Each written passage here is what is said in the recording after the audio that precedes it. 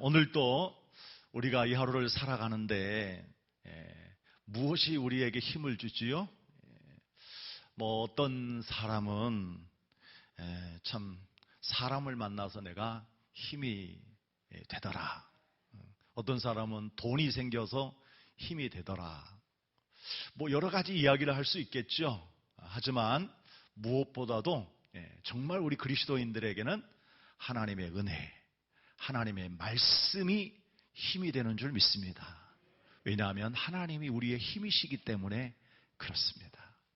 하나님은 우리의 힘이시요, 또 그 하나님 우리를 지켜주시는 보호자신데요, 나의 방패가 되기도 하시고 나의 피할 바위가 되시기도 하시죠.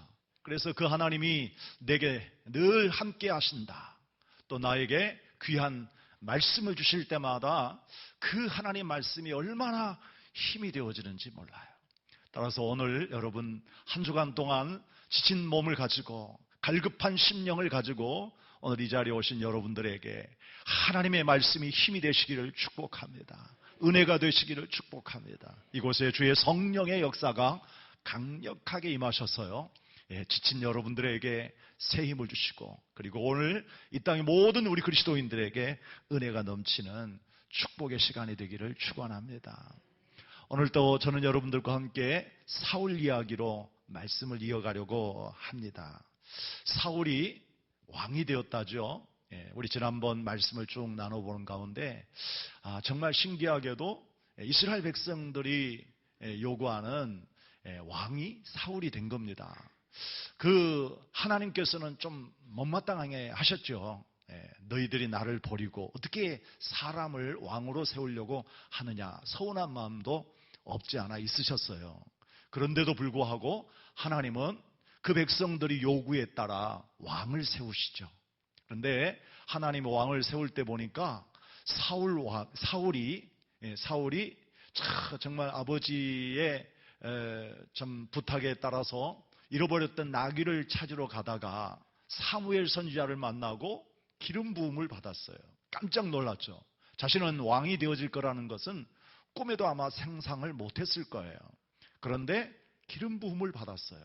그리고 모든 백성들이 모이는데 제비 뽑기 했는데 세상에 그 제비 뽑기에 자기의 가문에 자기의 부모님이 결국 자기가 뽑힌 놀라운 일을 보았어요.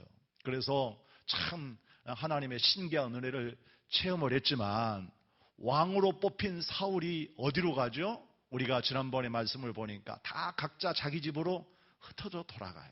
아니, 왕이 되었으면, 왕으로 추대를 했으면 그 왕이 살 수 있는 왕궁을 짓는다든지, 아니면 왕이 일할 수 있는 어떤 왕의 집무실을 만든다든지, 뭔가 이렇게 해서 모든 백성들을 왕으로 하여금 다스릴 수 있도록 하면 좋을 텐데, 그때의 어떤 왕의 제도가 이스라엘 나라에 없던 터라 아마도 다 뿔뿔이 흩어져서 각 집으로 돌아가게 된 것입니다.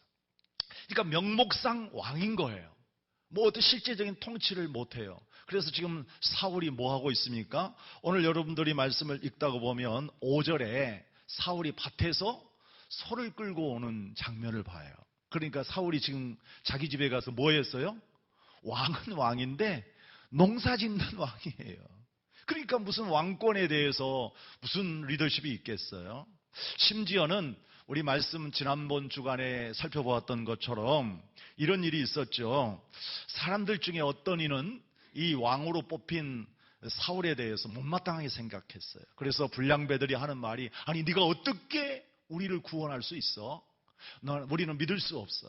당신이 우리의 구원자가 될 수 있다는 것은 생각도 못 해봤어. 그러면서 그 사울에 대해서 리더십을 인정하지 않고 그에게 멸시하며 예물을 바치지 않는 불량배들도 있었다. 다시 말하자면 사울이 왕이 되어진 것에 대해서 못마땅하게 생각하는 사람들도 있었다는 거예요. 그러니 지금 환경과 여건으로 왕으로 뽑히기는 뽑혔어도 그가 왕으로 사역한다는 것은 거의 불가능한 상황입니다. 누가 이렇게 왕궁을 지어주는 것도 아니고 자기가 만들 수 있는 것도 아니고요. 그런데 하나님이 못마땅하셨지만 그를 왕으로 세웠잖아요. 그래서 그를 왕의 권위를 세워주시고 그리고 사역할 수 있는 모든 일들을 이루시는 장면을 보면서 하나님이 여러분과 저에게 이 교회에서도 귀한 직분들을 주시고요. 여러분과 저로 하여금 하나님 일할 수 있게 하셨는데 비록 농사꾼과 같이 소심하고 어떤 리더십도 발휘할 수 없는 부족한 사람이었지만 하나님이 사울을 크게 높여서 사용하신 것을 보신다면 오늘 저도 여러분들도 하나님이 이렇게 세워주시고 일하실 수 있지 않겠는가. 그래서 오늘 저는 왕의 대관식이라는 제목으로 말씀을 나누려고 그래요.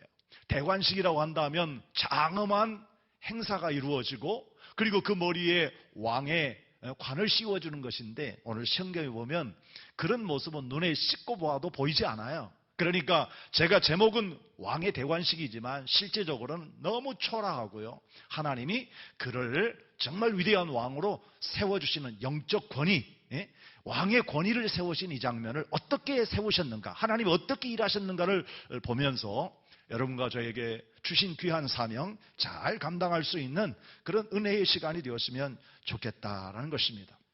자, 그러면은요, 하나님이 왕을 지금 이 농사 짓고 있는 명목만 왕인 이 사울을 어떻게 등용을 시켜서 위대하게 이스라엘의 지도자로 세우시는지 결정적 계기를 한번 살펴보겠습니다. 오늘 우리가 읽지 않았습니다만 1절부터 11절까지 말씀을 먼저 배경에서 보면 하나님이 정말 이 사람을 왕으로 세우기 위해서 놀랍게 일하고 계시는구나 라고 하는 것을 알 수가 있어요. 어느 날 갑자기 저 길르앗 야베스라고 하는 곳에 암몬 나라가 쳐들어온 거예요. 다시 말하면 전쟁이 일어났어요. 전면전은 아니고 국지전이지만 이렇게 전쟁이 일어났어요. 암몬과 길르앗 야베스라고 하는 지역은 국경 지역과 같아요.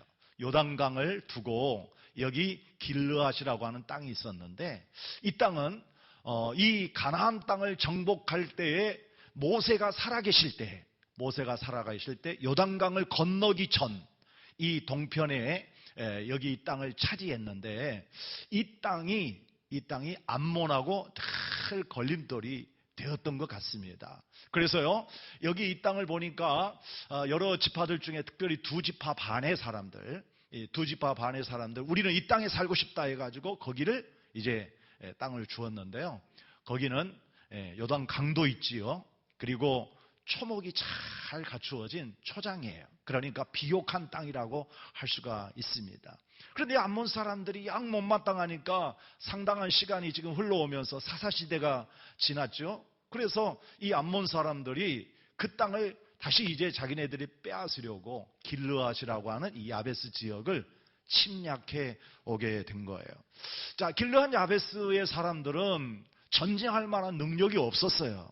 그래서 길르앗 야베스 사람들이 암몬의 왕 나하스에게 이렇게 얘기합니다. 우리가 항복할 테니까 당신네들이 우리들을 뭐 달라는 대로 다 줄 테니까 죽이지만 말고 그리고 우리와 함께 평화의 조약을 세웁시다 라고 이렇게 화친의 조약을 맺으려고 해요. 그러니까 비겁하지만 우리가 살기 위해서 이 길르앗 야베스 사람들이 암몬의 왕과 그렇게 서로 타협을 하려고 조약 맺으려고 하죠. 그렇더니요, 암몬의 왕 나하스는요 굉장히 교만했습니다. 그리고 워낙 세력이 셌고 이스라엘 사람들이 너무 하찮게 보였어요. 그래서 그들이 뭐라고 얘기하느냐 하면 우리하고 화평의 조약을 맺자고. 좋다, 맺을 수 있다. 단 너희들이 다 눈 하나를 빼라. 눈 하나씩 빼고 우리하고 화친을 하려고 한다면 해줄게. 그러니까 한마디로 말하자면 상대방에서는 화친을 하고 하는 그런 생각도 없었고 그리고 무시하고 멸시하는 말로 하게 된 거죠. 그래서 여기에 있는 사람들이 너무 충격을 받아요. 그래서 여기에 이 길르앗 야베스 사람들이 암몬의 왕 나하스에게 자, 그러면 당신이 그렇게 말씀하시니까 우리한테 일주일만 시간을 좀 다오. 우리 일주일만 좀 시간을 주면 우리가 도저히 불가능하다 하면 우리 눈을 빼고 그리고 당신들에게 항복하겠습니다. 그때 가서 우리 이렇게 조약을 맺읍시다. 그랬더니 이 나하스가 얼마나 이 사람들을 우습게 여겼던지 그걸 허락해요. 그래서 나하스 왕이 허락하니까 여기 길르앗 야베스 사람들이 전체가 이거 어떻게 하면 좋으냐. 우리 이제 다 큰일 났다. 그래서 그 사람네들이 이렇게 해야 합니다. 우리 이제 지역으로 사람을 보내가지고 우리를 좀 도와달라, 우리를 좀 구원해달라고 하자. 실제적으로 이스라엘 이 길르앗 야베스 외에 다른 지역의 사람들 전쟁이 났는지 상황이 어떤지 전혀 모르는 상황이었죠. 그래서 여기에 있는 사람들이 각지로 이렇게 흩어졌는데 가장 가까운 지역에 사울이 살고 있었습니다. 베냐민 지파의 사람들이 거기에 살고 있었는데 그 지역에 사울이 기브아라고 하는 지역에 살고 있었어요. 여러분들이 보시면 앞부분에 그 나옵니다. 4절에 보니까 사울이 기브아에 살고 있었다라고 얘기해요. 그래서요, 기브아 사람들에게 이 소식을 전령들이 전하게 되어지니까 이 기브아 사람들이 막 너무 기가 막혀요. 우리의 동족, 우리의 형제들이 이렇게 비참하게 멸시를 당하고 이 전쟁에서 우리가 망할 수도 있겠구나 하는 분노가 밀어서 정말 탄식하고 눈물을 흘리고 있어요. 그런데 5절 말씀을 보니까 여기에 사울이 농사를 짓고 있었던가 봐요. 소 한 겨리를 가지고 가서 농사를 열심히 짓다가 집으로 돌아오는 길에 여기저기에서 대성통곡하는 눈물 소리를 듣게 된 거예요. 도대체 이게 뭐냐? 들어보니까 세상에 암몬의 나하스가 길르앗 야베스를 침략해가지고 두 눈을 빼겠다고 하는 소식을 듣고 난 이 사울왕이 어떻게 반응하느냐? 크게 분노했다고 그랬어요. 너무너무 화가 났어요.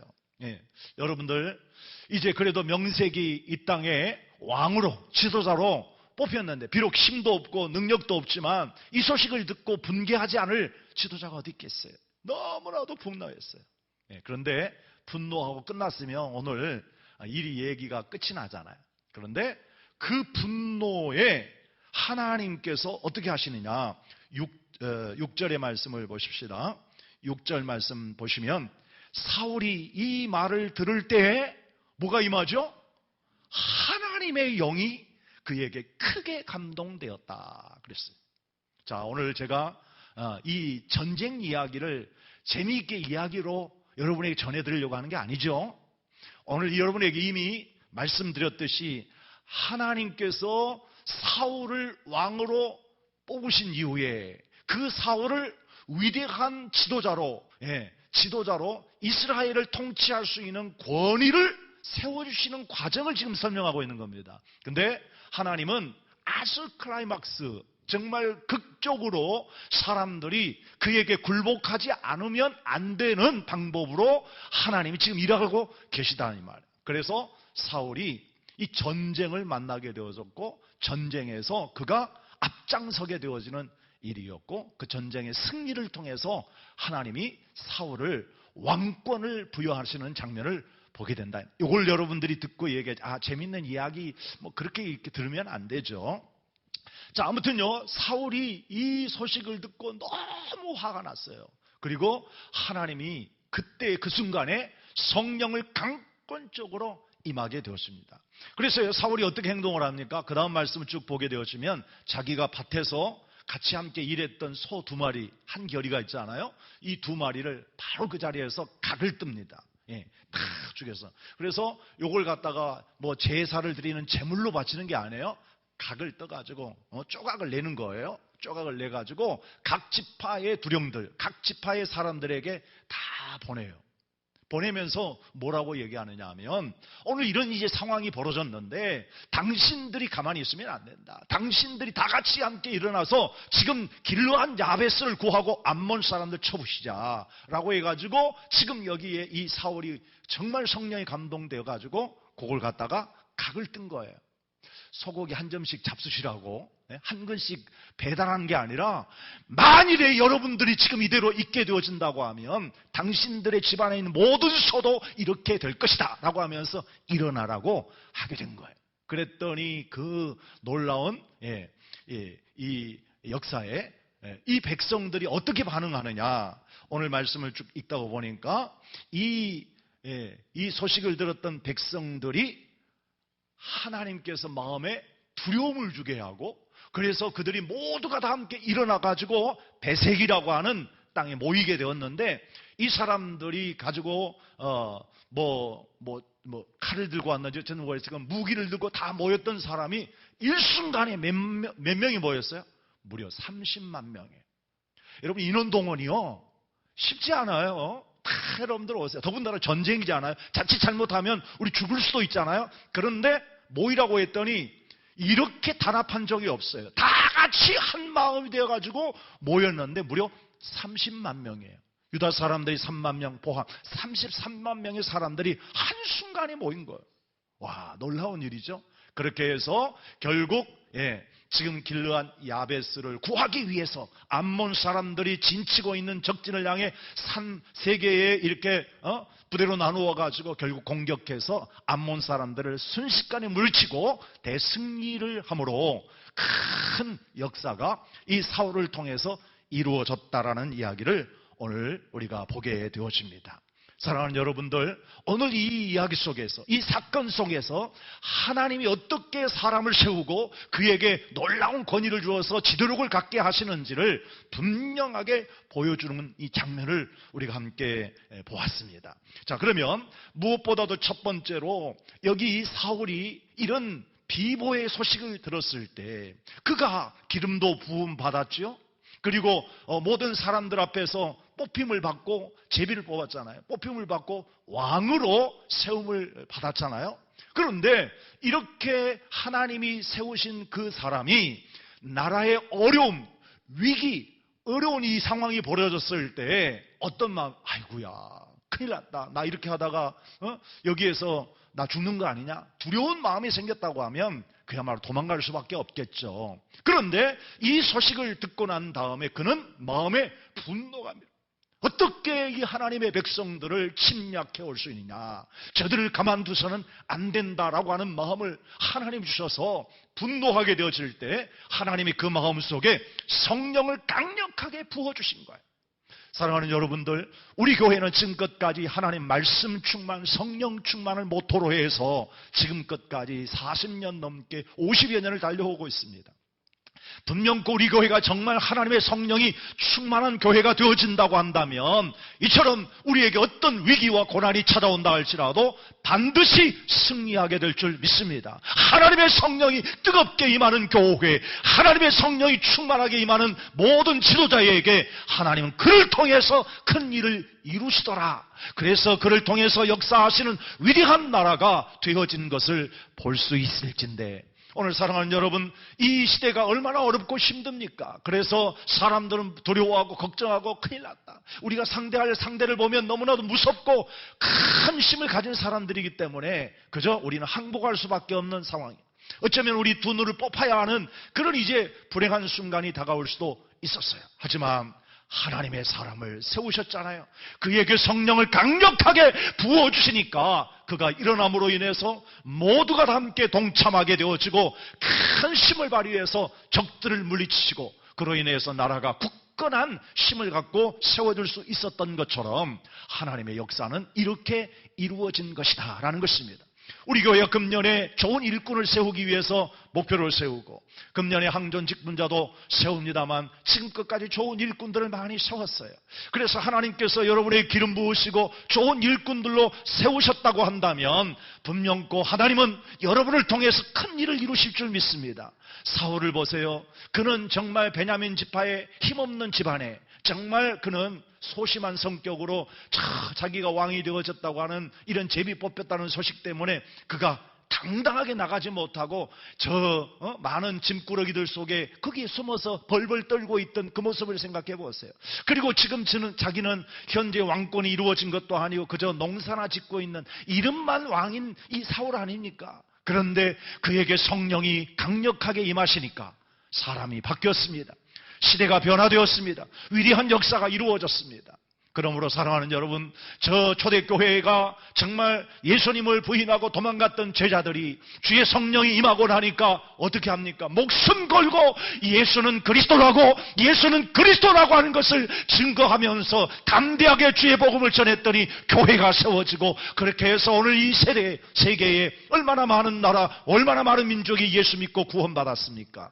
그러므로 오늘 사랑하는 여러분, 이 시대에 하나님께서 좋은 위대한 일꾼들을 세우셔서 그로 하여금 큰 일을 이룰 수 있도록 오늘 여러분과 저에게 성령을 부어주시기를 축복합니다. 성령이 충만하시기를 축원합니다. 하나님의 영이 강권적으로 임했던 사울과 같이 오늘 저와 여러분에게도 다시 한번 이 주의 성령이 충만하게 임하기를 축복합니다. 자, 이렇게 주의 성령이 충만해서 각을 떠가지고 소를 잡아서 각 지역으로 이렇게 보냈을 때 이 모습을 보았던 국민들, 그 모습을 보았던 주민들이 어떻게 됐어요? 8절 말씀 보니까 여호와의 두려움이 백성들에게 임해서 그들이 모두가 한 마음, 한 사람처럼 베색이라고 하는 지역에 모여가지고 전쟁에 임했고 그 모인 수가 벌써 30만이 이렇게 많은 사람들이 함께 모였더라. 이렇게 얘기하고 있잖아요. 사랑하는 여러분, 우리가 어려운 위기가 다가오게 되었으면 위기 때 똘똘 뭉치는 것이 우리가 어려움을 이겨낼 수 있는 힘이에요. 우리나라가 어려움이 많이 있었습니다. 돌이켜보면 1997년인가요? IMF가 우리나라에 왔어요. 그래서 구제금융을 받을 수밖에 없는 상황이었잖아요. 그래서 정권도 바뀌고 새로운 대통령이 여러분 모든 국민들에게 호소했어요. 어떻게 하든지 우리가 이 위기를 극복합시다. 어떻게 하든지 이 위기를 극복해서 다시 한번 저력을 갖추는 우리 나라가 됩시다 해가지고 어떤 운동을 했었죠? 금목이 다 안 잊어버리고 알고 계시네. 그래요. 우리 국민들 모두에게 우리 금을 모아봅시다. 우리가 지금 현재 달러도 없고 우리가 어떻게 지금 이 위기를 이길 수가 없으니까 이 금은 달러인데 우리가 함께 모아서 그래서 이 국난을 이겨봅시다 라고 했더니 사람들이 얼마나 많이 모였습니까? 여기저기에서 금을 모았어요. 그동안 결혼했던 때 받았던 반지, 또 돌 아이들 반지, 목걸이 이런 거 다 내놨어요. 물론 다 돈은 쳐줬죠. 예.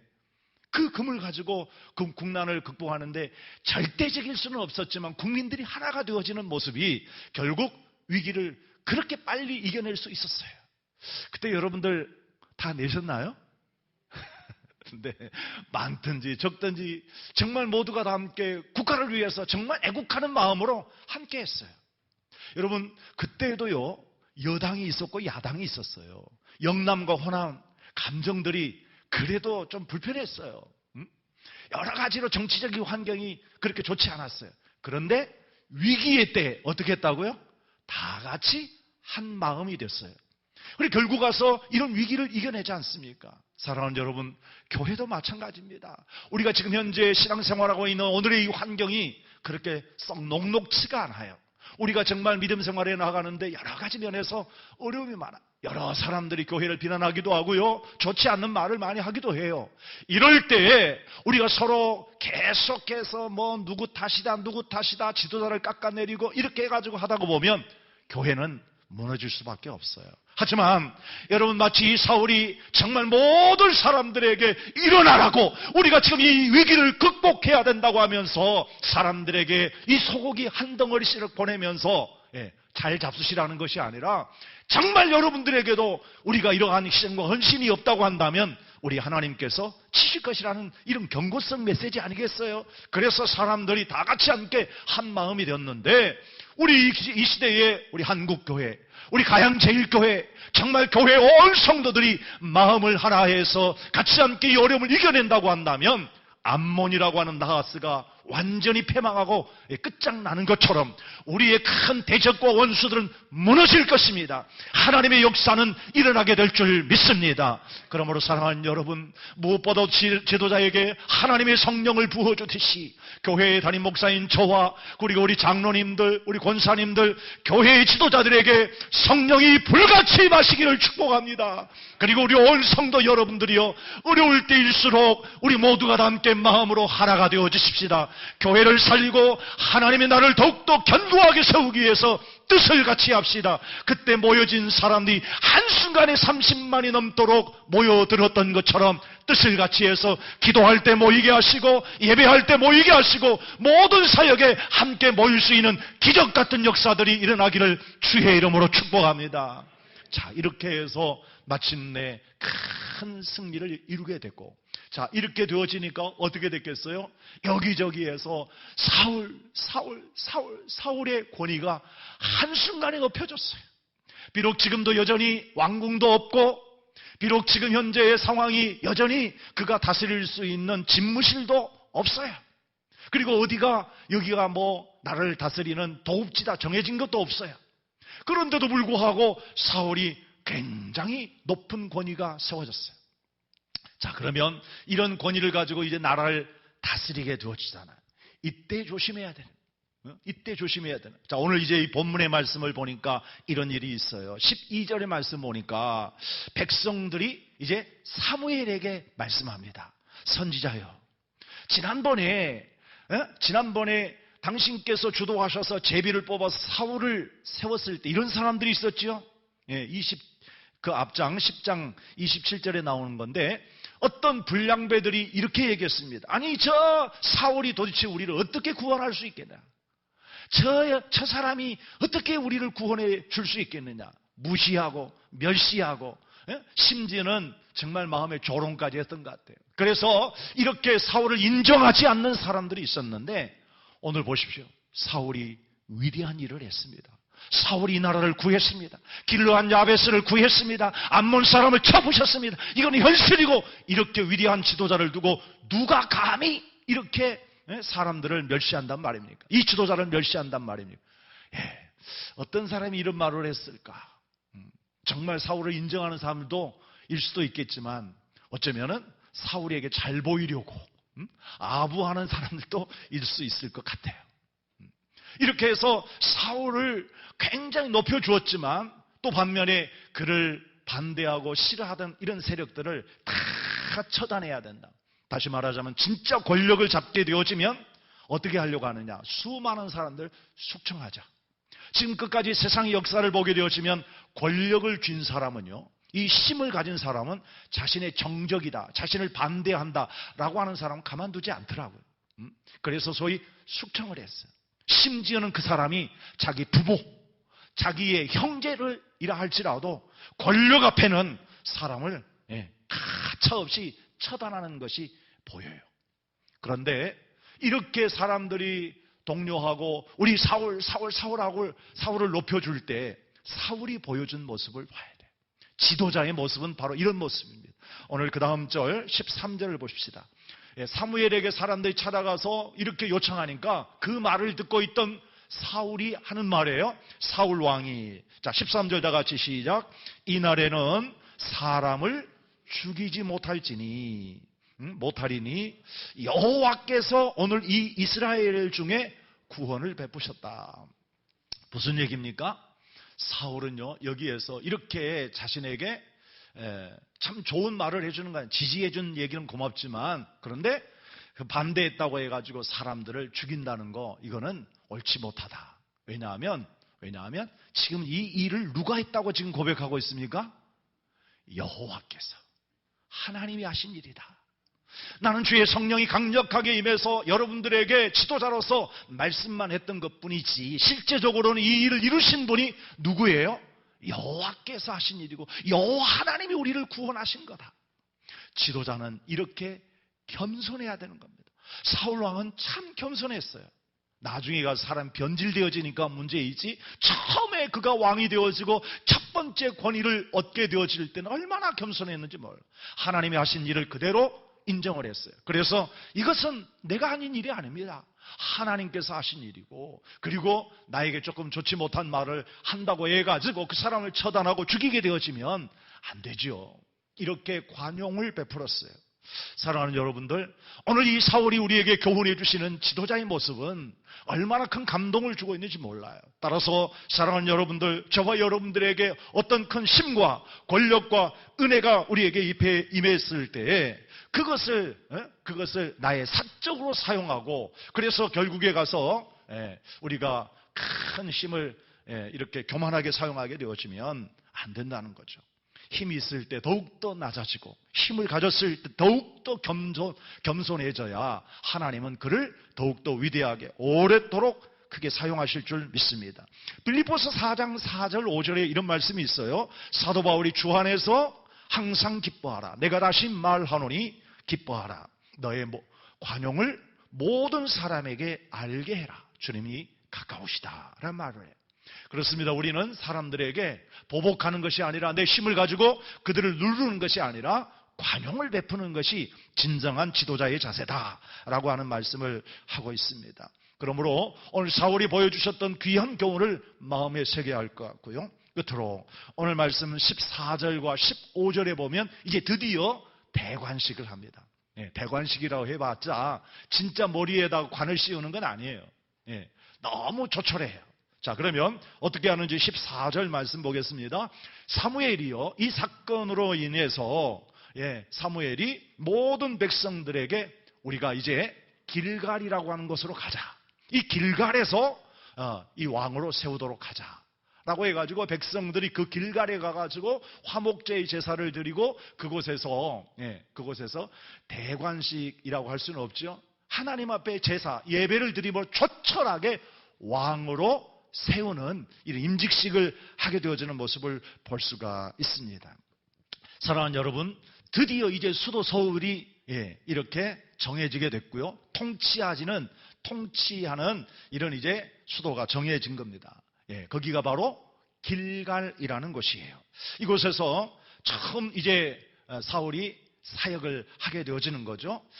이 길갈이라고 하는 것이 매우 뜻깊은 장소. 왜 이 길갈에서 이렇게 통치하게 하셨을까? 전 나름대로 이렇게 해석해 보는 겁니다. 여기 이 길갈은 어떤 의미가 있느냐 하면 이스라엘 사람들이요, 가나안 땅을 향해서 출애굽을 뒤에죠. 그래서 모세가 쭉 지도했는데 어디에서 죽습니까? 바로 요단강 건너기 전에서 돌아가셨어요.